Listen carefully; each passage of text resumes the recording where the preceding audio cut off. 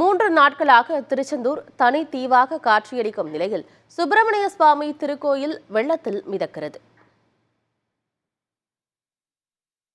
தென் தமிழகத்தை மிரட்டிய பெருமழை தூத்துக்குடி மாவட்டத்தையும் வெள்ளக்காடாக மாற்றியது. குறிப்பாக திருச்செந்தூர் நகரத்திற்கு செல்லும் சாலைகள் அனைத்தும் துண்டிக்கப்பட்டுள்ளதால் போக்குவரத்து முடங்கியுள்ளது.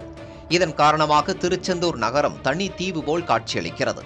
திருச்செந்தூர் சுப்பிரமணிய சுவாமி திருக்கோயிலுக்கு வந்த வெளியூர் பக்தர்கள் சொந்த ஊர் திரும்ப முடியாமல் தவித்து வருகின்றனர். திருக்கோயிலை சுற்றியும் கோயில் வளாகத்திலும் மழைநீர் சூழ்ந்துள்ளதால் பக்தர்கள் கடும் அவதிக்கு உள்ளாகியுள்ளனர். கடந்த 3 நாட்களாக மின்சாரமும் இல்லாததால் உணவகங்கள் செயல்படவில்லை. இதன் காரணமாக வெளியூர்களிலிருந்து வந்து கோயிலில் சிக்கியுள்ள பக்தர்கள் உணவின்றி தவித்து வருகின்றனர். அவர்களுக்கு தேவையான உதவிகளை மீட்புக் குழுவினர் மற்றும் அப்பகுதி மக்கள் வழங்கி வருகின்றனர்.